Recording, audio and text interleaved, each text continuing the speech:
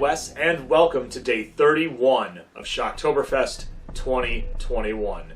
Today, we're going to end on a very high note with a movie that is very near and dear to my heart, as much as near and dear to probably a lot of other people as well.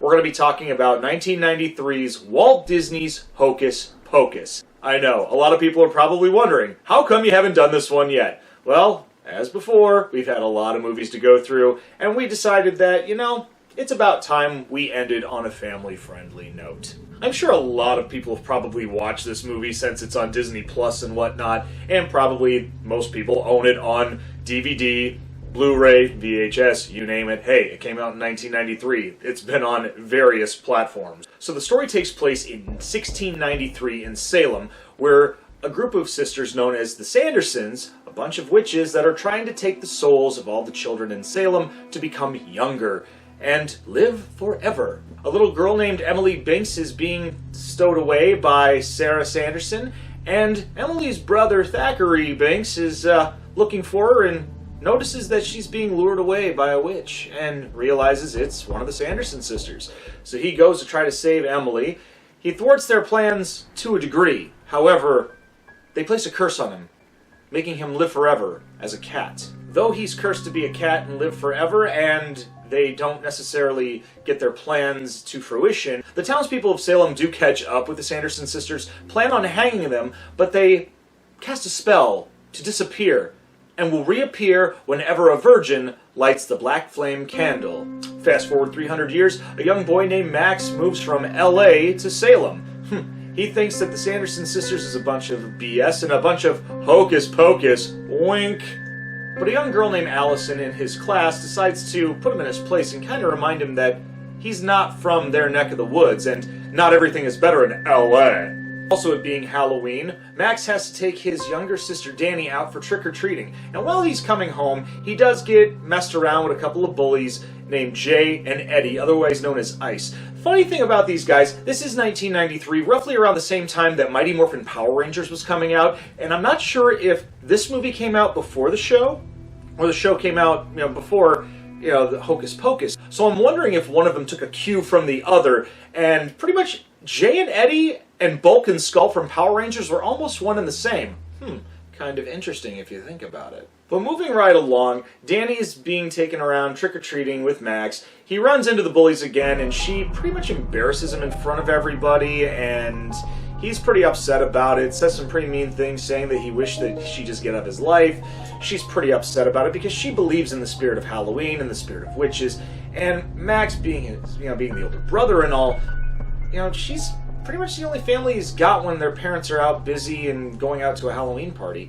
So she forgives him after he apologizes. They go out trick-or-treating a little bit more. They go to a rich person's house, and it turns out it's Allison's house. They're having a Halloween party of their own, even though it's more her parents, but she tries to get out of there, and she says that her mom was a curator for the Sanderson Sisters Museum, which is pretty much their old house. So she takes them over there, shows them around. They find the book that Winnie Sanderson, actually I should backtrack a little bit. The Sanderson sisters' names are Winnie, Mary, and Sarah. Okay, fast forward back over here. Max finds Winnie's book, and also he finds the black flame candle, and they tell him the little story about a virgin has to light the candle, and he's just thinking to himself, oh, okay, ooh, yeah, he still doesn't believe. And what does this idiot do? He lights the candle. My gosh, stupid is as stupid does, I guess. Wrong movie. Alright, let's get back on track here. So by lighting the black flame candle and then Danny admitting to the fact that her brother's a virgin, Allison kind of laughs about it, but then realizes what he has done. The Sanderson sisters reappear, and they start messing around with Danny. Danny acts like a witch, and then she realizes they're out to get her soul. Well, while they're trying to escape the Sanderson sisters, Binks the cat comes and saves them and gets them out of there and tells them a little bit about what he's had to deal with in his life and what they have to do to get them destroyed. And the main thing they have to do is make sure that they don't take any children's souls until the day after Halloween, and then they will turn to dust. So pretty much it's a cat and mouse chase where they're just trying to get away from them. When they get the book, they run and find Max and Danny's parents at a parents' Halloween party, And they try to tell the townspeople, hey, this is a bad thing, the Sanderson sisters are here. They don't believe it. The Sanderson sisters show up. They put a spell on the adults where they pretty much are dancing all night to their death. Well, the kids get away, and Winnie decides, okay, we need to have a little extra help to the game. So, she resurrects an old lover, a man by the name of Billy Butcherson that she had put pretty much to death and sewed his mouth shut because she found out that he was having a little bit of fun of his own with her sister Sarah. So while Billy's chasing the kids and the Sanderson sisters are pretty much muddling in their own plans of trying to catch them and getting tricked into thinking they're going into a haunted school, well, they figure it out. They eventually take Danny. They also lure all the children back to the house to try to take their souls. And during more of this cat and mouse game, they make a potion that they made prior in the movie to have the kids drink to be able to swallow their souls, as they would say in the Evil Dead franchise. I know, different movie. Rabble. Eventually, Max gets a hold of the vial of the potion that they're supposed to drink, and he drinks it himself in order to sacrifice himself to save his sister, Danny. And while Winnie is trying to swallow his soul, the sun comes up. And the Sanderson sisters are no more. Thus, with their curses being broken due to their demise, Billy Butcherson eventually goes back to the grave, and Thackeray Binks returns to his human form and reunites with his sister Emily, and everybody lives happily ever after. Of course, that is maybe, because there is rumor that there is a Hocus Pocus 2 coming soon. And also, there was a little post-credit nod where Winnie's book wakes up again. So there's always a possibility. So that's Hocus Pocus pretty much in a nutshell. There are a few things that I left out here and there, but I'll get into those and what I like and what I don't like about the film. We're going to talk about what I don't like first. Now, I know what you're probably thinking on this one. Wes, how could you say there's things about Hocus Pocus that you don't like? Well, I know, it's the House of Mouse and you don't mess with the House of Mouse, but there are some little things I have to address. Starting now. We're going to start with the obvious. Max lighting the black flame candle. Okay, I get it. Somebody has to do it. But why does it have to be the character that's almost breaking the fourth wall of going, oh yeah, bring on black light candle. I'm gonna light it because it's not real. I'm gonna do something stupid. No, okay. Now, if it was just somebody that just stumbled upon it, and let's say, hypothetically, somebody was in a dark room and they couldn't see and they had a lighter and then they lit the candle and they lit the candle on accident. Okay, sure. Now, that might be a decent way of actually making this uh-oh moment, but it had to be an ignorant teenager thinking it wasn't real. I mean, come on. We've seen this enough in the 80s where people go, oh, Jason's dead, Freddy's dead, the Sanderson sisters are dead. I mean, maybe Walt Disney Pictures was probably maybe poking fun at the 80s genre of horror films, but this was just kind of, come on, common sense, folks. I know, I got on my high horse. Charlene, go. Which brings me to my next point about what I don't like. It's not necessarily what I don't like, it's kind of ironic. The House of Mouse is very, very particular of the content that they put out with their films, especially back then. And the fact of the matter was, this concept of a virgin lighting the candle, I get it. I mean, this is kind of reminiscent to the last movie we did with the Monster Squad. In this one, they just kept bringing up the fact of a virgin. It's like, literally, Max has to be pretty much... They have to bring up the fact that Max is a virgin, I swear, at least 5 times every 20 minutes. I mean, yeah, it brings some humor to the film because it's that running joke, but it went from a running joke to beating the dead horse. And quite frankly, I was just kind of like, I mean, as a little kid, you laugh about it. As an adult, you're just like, okay. And I know this is going to be kind of, funny in a way. Normally I talk about the cast, about things that I like. I'm going to kind of flip-flop this for a moment. In the cast, one of the Sanderson sisters, Sarah, is played by Sarah Jessica Parker. Not gonna lie, that's kind of like lazy writing. The actress's character name is the same first name. That's like having, let's see, Danny Hassel playing Danny in Nightmare on Elm Street 4 and 5. It was just lazy writing. We're just going to leave it at that. And one of the last things that I wouldn't say that I hated, but it scratched my head. When I scratch my head, that's when I take it away from the good list. During the party where the parents are all at, the Sanderson sisters go up and put a spell on everybody. And out of nowhere, Winnie, obviously, well, she's played by Bette Midler, and Bette Midler's a, renowned singer and actress, and in the whole movie, they act like they know nothing about the common culture. But how is she able to sing, music of the era, of the genre, almost like between like the 1970s to the 1990s? The way how she's singing, it's just like, and with Mary and Sarah being kind of like doo-wop singers, I'm just thinking to myself, they're so confused on all this stuff. How in the holy... I know, this is a Disney movie we're reviewing, so I'm trying to be very careful with what I say in this review, especially with certain words. But how is she able to know how to sing like that at that point? I mean, they've been, tucked away for 300 years. They know nothing of this current world that they live in now. So, I digress. You know what? Enough about this bad stuff. Let's talk about the good stuff. It's time to talk. Let's end on the good stuff, ladies and gentlemen, and children. What do you say? All right, let's do it. The cast alone is just phenomenal. You have Bette Midler, Sarah Jessica Parker, Kathy Najimy, Thora Birch, Vanessa Shaw. You have Omri Katz. You have Doug Jones. You have Sean Murray. You have, let's see. Oh, yeah. We even have a cameo from...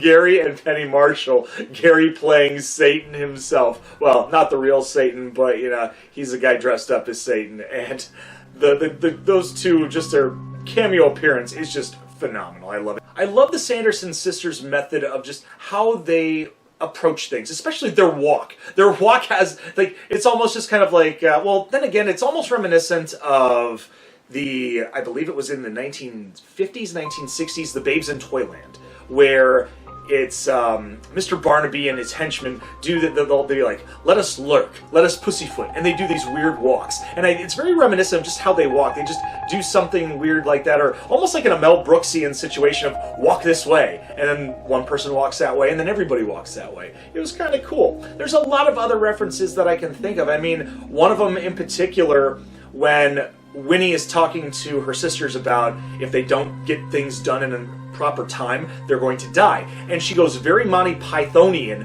where she's doing the whole dead parrot sketch almost, where it's like, we will cease to be, will be no more, will be long gone. I mean, and that whole time I'm just thinking to myself, this is cute. I love that. Because as a kid, I really didn't know a lot about Monty Python, sans maybe Holy Grail when I was probably in late elementary school, early middle school, and then later on seeing Flying Circus. So in retrospect, I get it, and it's even funnier now.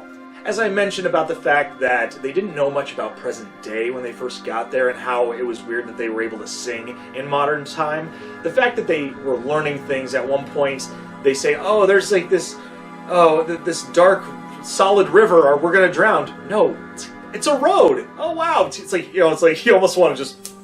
But then again, it's, movie magic. Speaking of movie magic, let's talk about Binks the cat. The way how they CGI'd his face with his eyes and him being able to talk was really innovative for the time being. Because later on, we would have a show and movies such as, like, Sabrina the Teenage Witch, which, I think that Hocus Pocus probably inspired that, to be able to have that type of CGI both for a film and a TV series, which is really cool. Let's talk more about some of the side characters. I know I mentioned Gary and Penny Marshall playing the guy that's basically dressed up as Satan and his wife, where the Sanderson sisters are in awe. They're like, oh my god, it's him.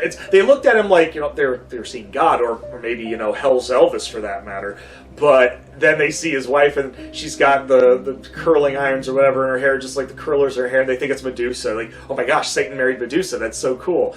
And then they realize that she's not really the devil's wife or Medusa, and he's not really Satan. And they said, or Mary, of all people, like Kathy Najimy's character goes, yeah, that isn't the real devil. He gave us candy. It's just like, what was this? Now I'm wondering what Satan was supposed to give them for Halloween. There's also another big character that made me laugh, was the bus driver. The sisters are trying to find more children. They hop on a bus, or they're about to, and the bus driver is sitting there hitting on them, and he's making a lot of double entendres and a lot of, dirty puns about children, having children, finding children, making children, you name it. And I'm thinking to myself, this is a Disney movie, this is a Disney movie, why are they making these jokes? Why are they making these jokes? And I'm thinking to myself, Wes, it's a movie, get over it. One of the last things that I also like is some of the oops moments with the Sanderson sisters. They're constantly messing up. One of the things that they do is when they go to the devil's house, they leave their brooms outside, and these girls pick them up and take them away. Well, eventually they have to find their own brooms or find other brooms, and Mary finds a vacuum cleaner and is able to fly on it, and she's thwarted on it at the end of the movie with basically it's Allison and Danny and I believe is Billy Butcherson grabbing the cord of the vacuum cleaner and pulling it to keep her from getting to Max, which I thought was a really nice touch. Well, putting that all into perspective, it's time to grade this last film for the series. You know, I want to be biased, I can't be biased, and I know if I give this a really low grade, I'm sure there are going to be people that are going to be very mad at me. So, I'm going to do my best here, folks. We're going to give this one A-, okay? A-. Don't you do it. Don't you judge me, okay? Don't you judge me. I see it in your eyes. I see it. I seen it, okay? So the reason why I'm giving it an A- is, yes, I am biased on this movie of what I love about it. There are some things that, you know, not just being a viewer of a film, if you haven't noticed by now, I've got a degree in film, and I've spent a lot of years of my life doing reviews or critiquing films for a long time, ever since 2003, yeah, almost 20 years of film critiquing, maybe longer. But yeah, I had to do a few things in this review that kind of counterbalance the good. So please bear with me on that. At least it got a good grade, though. I'd like to think, hey, an A is an A. An A is great. Well, we hope you enjoyed this review. Make sure that you leave a thumbs up. Hey, leave a thumbs down if you don't agree with some of the opinions in this review. I'm sure there are going to be a few, and I totally understand. I get it, it's cool. And also make sure that you share on social media, but most importantly, push that little red button and ring the bell for instant notifications on Dragonfire Entertainment. Apart from that, we really hope you've enjoyed this series. I mean, a lot of work goes into this, a lot of time goes into it outside of, you know, my normal job, and I have a lot of fun doing this. I enjoy editing, and I also enjoy hearing what everybody thinks about it and would like to see in the future, and not just with Shocktoberfest, but everything that goes in on this channel, be it video games, unboxing, merchandise, anything, even the beer reviews with Hefe. And make sure that you check out Beer You, Beer Me. He's put in a lot of time and effort into his channel. And if I remember correctly, he does do some stuff on Instagram with Beer You, Beer Me, as well as TikTok. So be sure you be on the lookout for him on all those platforms, because, you know, if it weren't for him, I wouldn't be quite as knowledgeable on beer and craft beer to do things on this channel with him. And I appreciate everything he's done for me on that. All right, Robble. Anyways, to all the viewers and subscribers, thank you so much for all of your time and all of your patience with the content that comes up on this channel, and all of your input whenever anything comes up, the things that you would like to see. We're always wanting to give you, the viewers and subscribers, what you would like, because if it weren't for you, we wouldn't be doing this, and we appreciate you. And as always, you know, we love you. Always have. Until then, I'm Wildman Wes, and we'll see you next time, because another holiday is coming up. 2, technically. But 1, instead of 31, we do 24.